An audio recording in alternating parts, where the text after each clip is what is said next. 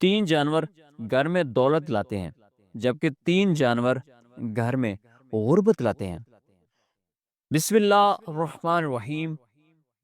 السلام علیکم محترم ناظرین، اسلامی تعلیمات کے مطابق تین جانور ایسے ہیں جو کہ گھر میں آ کر رہنے لگیں تو ان کا گھر میں آ کر رہنا بہت ہی زیادہ مبارک ہوتا ہے۔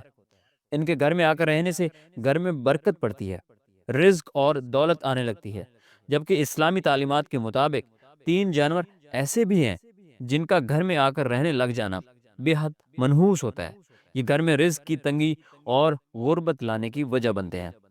اس لیے آج کی اس ویڈیو میں ہم آپ کو گھر میں رزق اور دولت لانے والے تین جانوروں کا بھی بتائیں گے، اور ان تین جانوروں کا بھی بتائیں گے جو کہ گھر میں آ کر رہنے لگے تو بے برکتی، غربت اور رزق کی تنگی لانے کی وجہ بنتے ہیں۔ حضرت جریر بن عبداللہ رضی اللہ تعالیٰ عنہ فرماتے ہیں کہ رسول اکرم صلی اللہ علیہ وآلہ وسلم نے ارشاد فرمایا، اللہ رب العزت اس شخص پر رحم نہیں کرتے جو لوگوں پر رحم نہیں کرتا۔ بخاری و مسلم۔ رحم اتنی اعلیٰ صفت ہے کہ خالق کائنات کی دو صفات اس لفظ سے بنی ہوئی ہیں، ایک رحمان اور دوسری رحیم۔ ہم جب بھی کوئی کام شروع کریں تو ہمیں نبی کریم صلی اللہ علیہ وآلہ وسلم نے ہدایت فرمائی کہ پہلے بسم اللہ الرحمن الرحیم پڑھ لیا کریں، جس کا ترجمہ یہ ہے کہ شروع کرتا ہوں اللہ کے نام سے جو بڑا مہربان، نہایت رحم کرنے والا ہے۔ معلوم ہوا کہ رحم کرنا خدائی صفت ہے۔ خدا تو انتہائی رحم و کرم کرنے والا ہے، لیکن اس نے اپنے نبی صلی اللہ علیہ وآلہ وسلم کو بھی یہی عہدہ عطا فرمایا۔ ترجمہ: اور ہم نے آپ کو تمام جہانوں کے لیے رحمت بنا کر بھیجا۔ تمام جہانوں اور تمام مخلوقات کے لیے آپ کیسے رحمت اور مہربانی والے بنے۔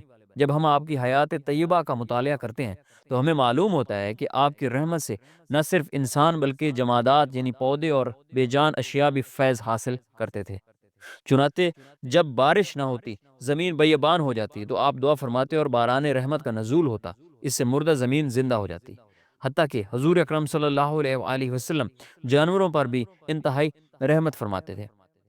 اسی وجہ سے آپ نے جانوروں کو باہم لڑا کر تماشا دیکھنے سے منع فرمایا۔ زمانہ جاہلیت میں شکاری جانوروں کو بند کر انہیں نشانہ بناتے اور تیر اندازی کی مشق کرتے۔ آپ نے اس سنگ دلی سے منع فرمایا۔ ایک دفعہ ایک صحابی حاضر ہوئے، ان کے ہاتھ میں چادر کے اندر لپیٹے ہوئے کسی پرندے کے بچے تھے۔ آپ صلی اللہ علیہ وآلہ وسلم نے فرمایا، جاؤ ان بچوں کو ان کے گھونسلوں میں رکھاؤ۔ حضور اکرم صلی اللہ علیہ وآلہ وسلم کافروں کے لیے بھی خیر سگالی کے جذبات رکھتے تھے۔ آپ ان کی حالت کو دیکھ کر فرماتے تھے کہ یہ لوگ کفر و شرک سے باز نہیں آتے، کاش یہ کسی طرح صراط مستقیم پر چل پڑیں۔ حتیٰ کہ کافروں کی طرح سے بدسلوکی اور اذیت ناک تکالیف کے پہنچنے کے باوجود بھی آپ نے ان کے حق میں بد دعا نہ فرمائی۔ حضور صلی اللہ علیہ وآلہ وسلم کو رحم کی حقیقت اور فضیلت معلوم تھی۔ آپ کی پوری حیات طیبہ رحم و کرم کی بلند پایہ مثالوں سے لبریز ہے، اور رحم کی وہ فضیلت آپ نے امت تک پہنچائی۔ آپ نے ارشاد فرمایا، جو شخص لوگوں پر رحم نہیں کرتا، اللہ اس پر رحم نہیں کرتا۔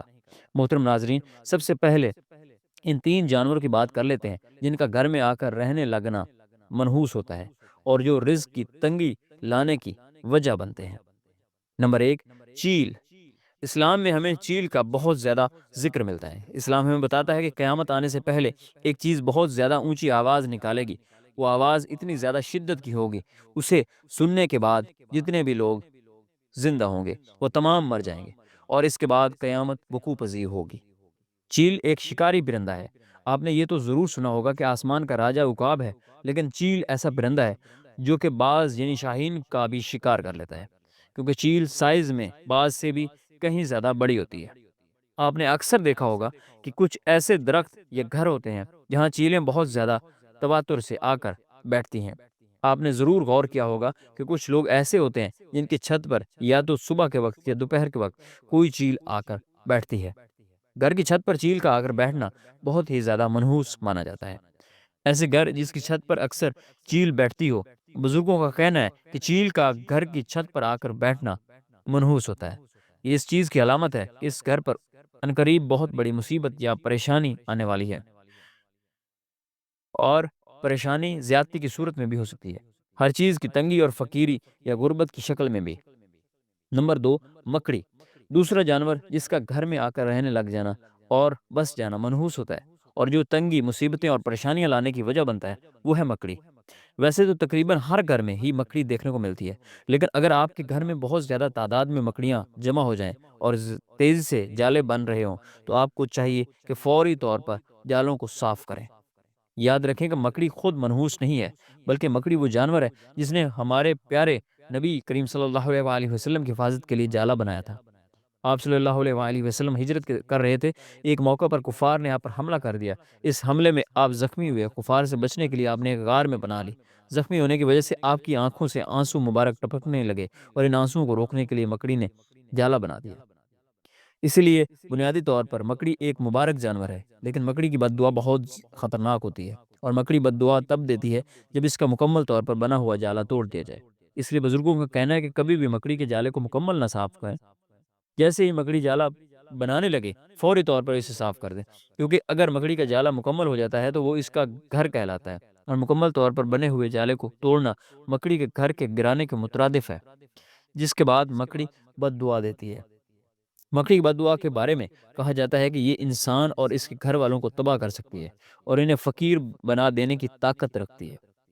اس لیے کوشش کریں کہ ہر ہفتے کم از کم ایک بار مکڑی کے جالوں کو ضرور صاف کریں، تاکہ مکڑی کبھی بھی اپنا جالا مکمل نہ کر سکے۔ تیسرا جانور ہے لال بیگ۔ تیسرا جانور جس کا گھر میں آ کر رہنا نہ صرف منحوس سمجھا جاتا ہے بلکہ بے برکتی اور بیماریوں کا سبب بھی بنتا ہے، وہ ہے لال بیگ۔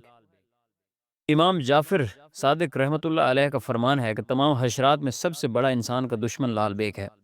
یہ انسان کا اتنا بڑا دشمن ہے کہ ہر وقت یہ کوشش کرتا رہتا ہے کہ کسی نہ کسی طرح سے انسان کو نقصان پہنچائے۔ اگر آپ کے گھر میں بہت زیادہ لال بیگ آ کر رہنا شروع ہو جائیں تو فوراً طور پر ان کو خاتمے کی کوشش کریں۔ اسلامی لحاظ سے بھی گھر میں زیادہ تعداد میں لال بیگوں کا جمع ہونا منحوس سمجھا جاتا ہے اور یہ رزق کی تنگی کا سبب بنتا ہے، جبکہ سائنسدانوں نے ایک ریسرچ کی ہے جس ریسرچ میں یہ بات سامنے آئی ہے کہ گھر میں بہت زیادہ لال بیگوں کا جمع ہو جانا دل کی بیماریوں کی وجہ بنتا ہے۔ لال بیگ ایسا ایک کیمیکل ریلیز کرتے ہیں، یعنی ایک ایسا کیمیکل چھوڑتے ہیں جو دل کو کمزور کرتا ہے اور اٹیک کی وجہ بنتا ہے۔ اس لیے اگر آپ کے گھر میں بہت زیادہ لال بیگ ہیں تو فوری طور پر ان کو ختم کرنے کی اور گھر سے نکالنے کی کوشش کریں۔ ناظرین، بات کر لیتے ہیں ان تین جانوروں کی جن کا گھر میں آ کر رہنے لگ جانا مبارک ہوتا ہے اور رزق اور دولت میں اضافہ کرنے کی وجہ بنتا ہے۔ نمبر ایک، شہد کی مکھی۔ شہد کا شمار نبی کریم صلی اللہ علیہ وآلہ وسلم کی پسندیدہ ترین غذاؤں میں ہوتا ہے۔ اللہ تعالیٰ نے شہد اور شہد کی مکھی میں برکت رکھی ہے، اس لیے جس گھر کی چھت سے بھی یا جس گھر کے آس پاس سے بھی شہد کی مکھیوں کا گزر ہوتا ہے وہ گھر بہت زیادہ مبارک مانا جاتا ہے۔ اسی طرح اگر شہد کی مکھیاں آ کر آپ کے گھر میں چھتہ بناتی ہیں، جیسے کہ آپ جانتے ہیں کہ اکثر گھروں کی جو چھتیں ہوتی ہیں یا کوئی ایسی جگہ ہوتی ہے جہاں شہد کی مکھیاں چھتہ لگا سکتی ہیں، تو وہاں شہد کی مکھیاں آ کر چھتہ لگا لیتی ہیں۔ گھر میں شہد کی مکھیوں کا آ کر چھتہ لگانا بہت ہی زیادہ مبارک ہے۔ یہ اس چیز کی نشانی ہوتی ہے کہ اس گھر میں رزق اور برکت اور آنے والا وقت اس گھر کے لیے بہت ہی زیادہ اچھا ہونے والا ہے۔ دوسرا جانور ہے جس کا گھر میں آ کر رہنے لگ جانا، گھر میں آ کر بس جانا بہت ہی زیادہ مبارک ہوتا ہے، وہ ہے چڑیا۔ چڑیا کا گھر میں آ کر گھونسلہ بنانا بہت ہی زیادہ مبارک مانا جاتا ہے۔ اگر آپ کے گھر میں آ کر چڑیا گھونسلہ بناتی ہے تو کبھی بھی چڑیا کے گھونسلے کو نقصان نہیں پہنچانا چاہیے، بلکہ کوشش کرنی چاہیے کہ چڑیا کے گھونسلے کو نقصان نہ پہنچے، کیونکہ چڑیا آ کر گھر میں گھونسلہ بنا کر رہنا شروع کر دیتی ہے، بہت ہی زیادہ مبارک ہو جاتا ہے۔ جس گھر میں بھی چڑیا آ کر بس جاتی ہے، گھونسلہ بنا لیتی ہے، تو چڑیا کا یہ معمول ہوتا ہے کہ جیسے ہی صبح ہوتی ہے چڑیا اپنے گھونسلے سے نکلنے کے پہلے سبحان اللہ کا ورد کرتی ہے، اور چڑیا یہ دعا کرتی ہے کہ یا اللہ، نہ صرف آج کے دن کے لیے مجھے رزق عطا کر، بلکہ جس گھر میں میں اپنا گھونسلہ بنایا ہے اس گھر میں بھی رزق کی تنگی نہ آنے دینا۔ اور چونکہ چڑیا ایک بے زبان معصوم جانور ہے، اس لیے چڑیا کی دعا اللہ تعالیٰ رد نہیں کرتے۔ اس لیے جس گھر میں بھی چڑیا آ کر گھونسلہ بنا لیتی ہے تو اہل نظر بزرگوں کا کہنا ہے کہ یہ اس گھر اور گھر میں رہنے والوں کے لیے بہت ہی زیادہ خوشی کی خبر ہوتی ہے، کیونکہ اس گھر میں مستقل قریب میں نہ صرف بہت ساری خوشیاں آئیں گی بلکہ اس گھر میں رزق اور دولت ایسے آنے لگے گی جیسے برسات میں بارش برستی ہے۔ چڑیا کا خیال آتے ہی کانوں میں رس گھولنے والی چہچہاہٹ سنائی دینے لگتی ہے۔ آج کے اس ٹیکنالوجی کے دور میں جہاں ہم بہت ساری نعمتوں اور رحمتوں سے خود کو دور کر بیٹھے ہیں، ان میں سے یہ معصوم پرندہ چڑیا بھی ہے۔ اپنے ارد گرد نظر دوڑائیں تو اب یہ معصوم پرندہ چڑیا ہمیں نرسری کے بچوں کی نظموں میں، محاورات کے لطاف میں تو نظر آتا ہے، مگر عملی طور پر اس کو دیکھنے کے مواقع کم میسر ہوتے ہیں۔ ایک زمانہ تھا جب صبح کی اذان کے ساتھ ان کی چہچہاہٹ صبح ہونے کا اعلان کرتی تھی۔ گھر کے آنگن میں صحن کی دھوپ میں یہ اپنے ننھے ننھے قدموں سے پھدکتی اور دانہ چگتی۔ دن بھر نظر آنے والی چڑیا مغرب کی اذان کے ساتھ ہی اپنی آخری تسبیح پڑھ کر درختوں کی شاخوں پر جا کر بیٹھ جاتی تھی۔ جس کا گھر میں آ کر رہنے لگ جانا یا گھر میں بہت زیادہ چکر لگانا یعنی آنا جانا بہت زیادہ مبارک ہوتا ہے، اور وہ ہے بلی۔ حضرت عائشہ رضی اللہ تعالیٰ عنہا سے روایت ہے، آپ ارشاد فرماتی ہیں کہ نبی کریم صلی اللہ علیہ وآلہ وسلم نے ارشاد فرمایا، یقیناً بلی ہرگز بھی نجس یا ناپاک نہیں ہوتی، بلکہ یہ تو ہمارے گھروں میں آنے جانے والی ہوتی ہیں۔ کبشہ بنت کعب جو ابو قتادہ کے نکاح میں تھیں، کہتی ہیں کہ ابو قتادہ میرے پاس آئے تو میں نے ان کے لیے ایک برتن وضو کا پانی ڈالا، اتنے میں ایک بلی آ کر پینے لگی تو انہوں نے برتن کو اس کے لیے جھکا دیا تاکہ وہ آسانی سے پی لے۔ کبشہ کہتی ہیں کہ ابو قتادہ نے مجھے دیکھ کر، میں ان کو ایک طرح تعجب سے دیکھ رہی ہوں، تو انہوں نے کہا، بھتیجی کیا تم کو تعجب ہو رہا ہے؟ میں نے کہا جی ہاں۔ تو انہوں نے کہا، رسول اللہ صلی اللہ علیہ وآلہ وسلم نے فرمایا کہ یہ بلی نجس نہیں ہے، یہ تو تمہارے پاس برابر آنے جانے والوں یا آنے جانے والیوں میں سے ہے۔ اس روایت سے ثابت ہوتا ہے کہ بلی کا جوٹا ناپاک نہیں ہے، بشرطے یہ کہ اس کے منہ پر نجاست نہ لگی ہو۔ اس حدیث میں بلی کو گھر کے خادم سے تشبیہ دی گئی ہے، کیونکہ خادموں کی طرح اس کا بھی گھر میں آنا جانا بہت رہتا ہے۔ اگر اسے نجس و ناپاک قرار دیا جاتا تو گھر والوں کو بڑی دشواری پیش آتی۔ رسول اللہ صلی اللہ علیہ وآلہ وسلم نے بلی کے متعلق ارشاد فرمایا کہ وہ نجس نہیں ہے، کیونکہ یہ ہر وقت آمد و رفت رکھنے والے گھریلو جانور ہے۔ ناظرین، بلی ہمارے نبی کریم صلی اللہ علیہ وآلہ وسلم کو بہت زیادہ پسند تھی، بلکہ اللہ تعالیٰ کے ہاں بھی بلی کا ایک خاص مقام ہے۔ یہی وجہ ہے کہ بلی کا پھر چاہے دعا دے یا بد دعا دے، وہ سیدھا اللہ تک پہنچتی ہے، ساتویں آسمان پر پہنچتی ہے، جبکہ انسان تو اللہ تعالیٰ کی سب سے بہترین مخلوق ہے۔ اس کی دعائیں اور بد دعائیں بھی ساتوں میں سے کسی نہ کسی آسمان پر ضرور رک جاتی ہیں، اور وہاں سے فرشتے اسے آگے اللہ تک لے کر جاتے ہیں۔ اس لیے پیارے بہن بھائیوں، جس گھر میں بھی بلی آ کر یا تو رہنا شروع کر دے یا پھر بچے دے یا پھر بلی کا بہت زیادہ گزر ہو، وہ گھر مبارک ہوتا ہے۔ بلی کا گھر میں آ کر بس جانا اس چیز کی علامت ہے، اس گھر میں آنے والے وقت میں بہت زیادہ خوشیاں آنے والی ہیں۔ اور اگر آپ کے گھر میں بھی آ کر رہنا شروع کر دیتی ہے، یا چکر لگاتی ہے، یا بہت زیادہ آتی جاتی ہے، اور اگر گھر والے اس کا خیال رکھنا شروع کر دیتے ہیں، یعنی اپنی حیثیت اور توفیق کے مطابق کبھی اسے روٹی کے ٹکڑے ڈال دیتے ہیں، کبھی اس کے لیے ایک کونے میں پانی کا بندوبست کر دیا جاتا ہے، یہ گھر والے اپنی حیثیت سے توفیق کے مطابق اس سے کچھ نہ کچھ دیتے ہی رہتے ہیں، تو پیارے بہن بھائیوں، بلی کو کھانے پینے کے لیے کچھ دینا بھی بہت زیادہ مبارک ہوتا ہے۔ آپ نے اکثر سنا ہوگا کہ فلانا شخص بلی کا خیال رکھتا تھا، پیار کرتا تھا اور کھانے پینے کا خیال رکھتا تھا، جس کے بعد اس کے حالات ایسے بدلے کہ وہ شخص جو کہ 2 وقت کی روٹی بھی ٹھیک سے کھا نہیں سکتا تھا، اچھا بن جاتا ہے، پتہ نہیں چلتا۔ کیونکہ اس چیز کو ہمیشہ یاد رکھیں، اگر بلی آپ کے کسی بات سے خوش ہو کر آپ کے لیے دعا کرتی ہے تو پھر آپ کے وارے نیارے ہو جاتے ہیں، آپ کی غربت بادشاہی میں بدل جاتی ہے، کب آپ کی تنگ دستی خوشحالی میں بدل جائے گی، کب آپ کے غم خوشیوں میں بدل جائیں گے، آپ کو پتہ بھی نہیں چلے گا۔ حضرت عائشہ رضی اللہ تعالی عنہا سے مروی ہے کہ بے شک میں نے اللہ کے رسول صلی اللہ علیہ وآلہ وسلم کو دیکھا ہے کہ آپ صلی اللہ علیہ وآلہ وسلم اس کے یعنی بلی کے بچے ہوئے پانی سے وضو کر لیتے تھے۔ حضرت عبداللہ بن عمر رضی اللہ تعالی عنہ سے روایت ہے کہ حضور اکرم صلی اللہ علیہ وآلہ وسلم نے فرمایا، ایک عورت کو ایک بلی کی وجہ سے عذاب دیا گیا، اس نے اس بلی کو کسی جگہ باندھ کر دیا تھا، یہاں تک کہ وہ بھوکی مر گئی، وہ عورت اس کی وجہ سے دوزخ میں داخل ہو گئی۔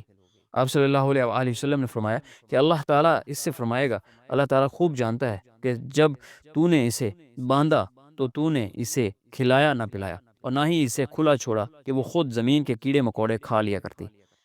حضرت عبداللہ بن جعفر رضی اللہ تعالیٰ عنہ بیان کرتے ہیں کہ رسول اکرم صلی اللہ علیہ وآلہ وسلم ایک انصاری شخص کے باغ میں داخل ہوئے تو وہاں ایک اونٹ تھا۔ جب اس نے حضور نبی کریم صلی اللہ علیہ وآلہ وسلم کو دیکھا تو وہ رو پڑا اور اس کی آنکھوں سے آنسو بہہ نکلے۔ آپ صلی اللہ علیہ وآلہ وسلم اس کے پاس تشریف لے گئے اور اس کے سر پر دست شفقت پھیرا تو وہ خاموش ہو گیا۔ آپ صلی اللہ علیہ وآلہ وسلم نے ارشاد فرمایا، دریافت کیا، اس اونٹ کا مالک کون ہے؟ یہ کس کا اونٹ ہے؟ انصار کا ایک نوجوان حاضر خدمت ہوا اور عرض کرنے لگا، یا رسول اللہ صلی اللہ علیہ وآلہ وسلم، یہ میرا اونٹ ہے۔ آپ صلی اللہ علیہ وآلہ وسلم نے فرمایا، کیا تم اس بے زبان جانور کے معاملے میں اللہ تعالیٰ سے نہیں ڈرتے جس کا اللہ تعالیٰ نے تمہیں مالک بنایا ہے؟ اس نے مجھے شکایت کی ہے کہ تم اسے بھوکا رکھتے ہو اور اس سے بہت زیادہ کام لیتے ہو۔ تو ناظرین، ہمیں پرندوں اور جانوروں کے معاملے میں احتیاط سے کام لینا چاہیے، اور ہمیں ہمیشہ اللہ سے ڈرتے رہنا چاہیے، اور اللہ تعالیٰ کی مخلوق کی خدمت کرتے رہنا چاہیے۔ دعا یہ ہے کہ اللہ تعالیٰ ہمیں اپنے مخلوق کی خدمت کرنے کی توفیق عطا فرمائے، اور دعا ہے کہ اللہ تعالیٰ میرا سنانا اور آپ کا سننا اپنی پاک بارگاہ میں قبول فرمائے۔ ناظرین، گزارش ہے کہ اللہ تعالیٰ کے 99 ناموں میں سے کوئی ایک نام لکھ کر کمنٹ باکس میں ضرور شیئر کریں۔ اللہ ہم سب کا حامی و ناصر ہو، آمین۔